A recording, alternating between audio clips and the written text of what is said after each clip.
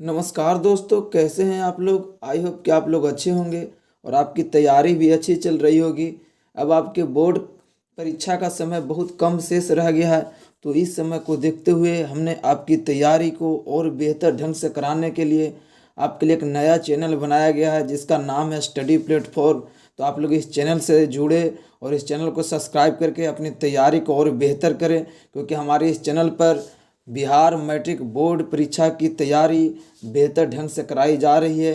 तो हमारे इस चैनल से जुड़े और इस छोटे से परिवार का सदस्य बने, क्योंकि हमारा अभी चैनल बहुत छोटा है और इसे आप लोगों का प्यार और सपोर्ट की बहुत ज़्यादा ज़रूरत है। तो आप लोग प्लीज़ सब्सक्राइब करें और अगर वीडियो पसंद हो तो वीडियो को लाइक करना। चैनल पर पहली बार जो तो चैनल को सब्सक्राइब कर लीजिए। तो चलिए हम वीडियो को शुरू करते हैं। तो आज की इस वीडियो में हम लोग पढ़ने वाले हैं साइंस का, जो भी हम क्वेश्चन बैंक की सीरीज चला रहे हैं उसका वीडियो नंबर 5 ही है। तो आप लोग अगर उस पहले के 4 वीडियो को नहीं देखे हैं तो आप लोग जाए चैनल के प्लेलिस्ट में है और जाकर वहाँ से उस चारों वीडियो को आप लोग देख लीजिए। तो चलिए आज के वीडियो को हम स्टार्ट करते हैं, जिसमें हमारा पहला प्रश्न है कि अमीबा अपना भोजन कैसे पकड़ता है। यहाँ दोस्तों हमारा पहला प्रश्न कर रहा है कि अमीबा अपना भोजन कैसे पकड़ता है। ऑप्शन दी हुआ स्पर्शक द्वारा, जीभ द्वारा, कुटपाद द्वारा या मुंह द्वारा। तो इसका सही जवाब क्या हो जाएगा। इसका सही जवाब है ऑप्शन सी, कुटपाद द्वारा। अमीबा अपना भोजन कुटपाद द्वारा पकड़ता है। तो चलिए हम अगले क्वेश्चन की तरफ बढ़ते हैं, जिसमें हमसे पूछा है कौन सा एंजाइम पर वसा क्रिया करता है। कौन सा एंजाइम वसा पर क्रिया करता है। तो इसका सही जवाब हो जाएगा ऑप्शन सी, लाइपेज है जो वसा पर क्रिया करती है। ऑप्शन सी इसका बिल्कुल सही जवाब है। चलिए हम अगले क्वेश्चन की तरफ बढ़ते हैं। हमसे पूछा गया है कि किस प्रकार के श्वसन से अधिक ऊर्जा मुक्त होती है। किस प्रकार के श्वसन से अधिक ऊर्जा मुक्त होती है। तो इसका सही जवाब है ऑप्शन ए, वायवीय श्वसन से। क्या हो जाएगा ऑप्शन ए, इसका वायवीय श्वसन बिल्कुल सही जवाब है। चलिए हम अगले क्वेश्चन की तरफ बढ़ते हैं, जिसमें हमसे पूछा गया है कि मछली का श्वसन अंग क्या है। यहाँ दोस्तों मछली का श्वसन अंग क्या है। तो इसका सही जवाब हो जाएगा ऑप्शन बी, गिल्स है जो मछली का श्वसन अंग होता है। चलिए हम अगले क्वेश्चन की तरफ बढ़ते हैं, जिसमें हमसे पूछा गया है कि आधुनिक आवर्त नियम के अनुसार तत्वों के गुणधर्म निम्नलिखित में से किसके आवर्त फलन होते हैं। तो इसका सही जवाब हो जाएगा ऑप्शन बी, परमाणु संख्याओं के आवर्त फलन होते हैं तत्वों के गुणधर्म। तो चलिए हम अगले क्वेश्चन की तरफ बढ़ते हैं, जिसमें हमसे पूछा गया है कि आधुनिक आवर्त सारणी की क्षैतिज कतारें निम्नलिखित में से क्या कहलाती है।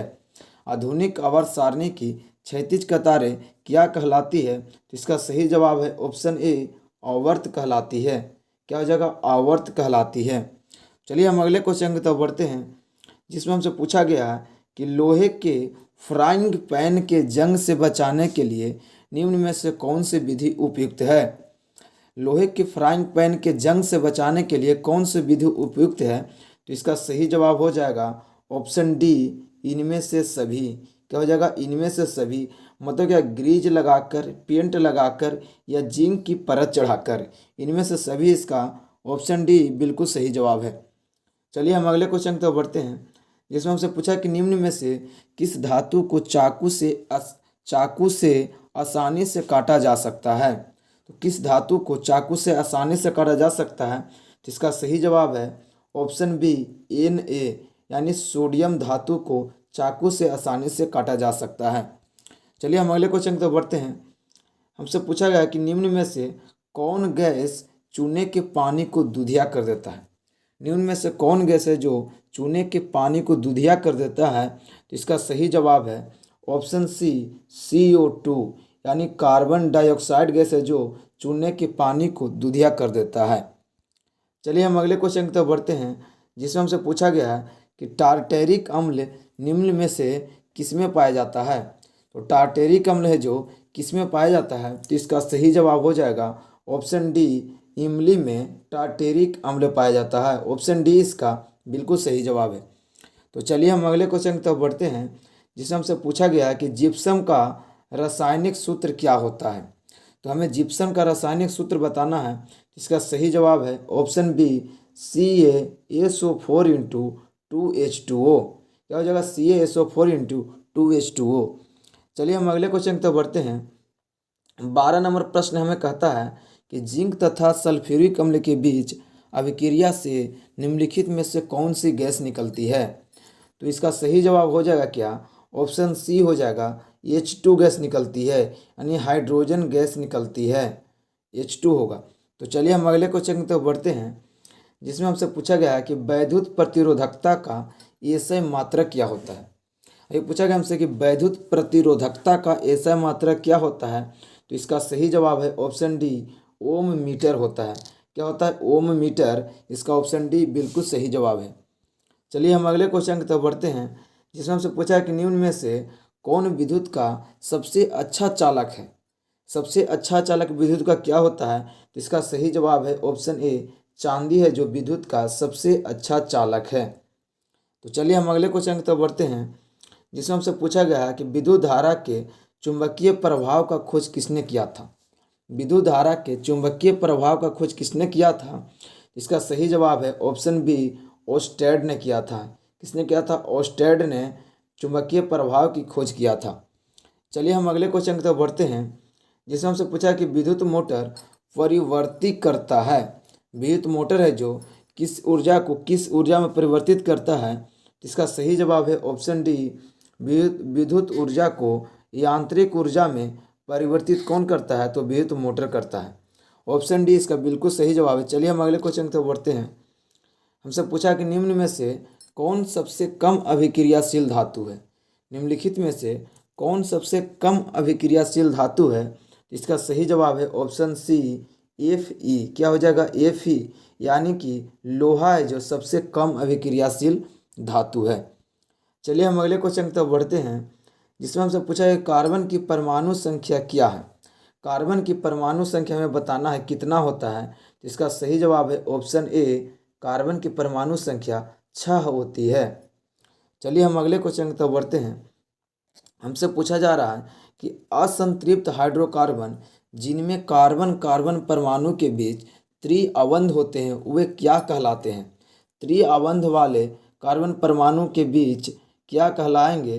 तो उस हाइड्रोकार्बन को कहते हैं एल्काइन। क्या कहते हैं, एल्काइन। ऑप्शन बी इसका बिल्कुल सही जवाब है। चलिए हम अगले क्वेश्चन की तरफ बढ़ते हैं। हमसे पूछा जा रहा है कि एथेनॉल के क्रियाशील मूलक का सूत्र क्या है।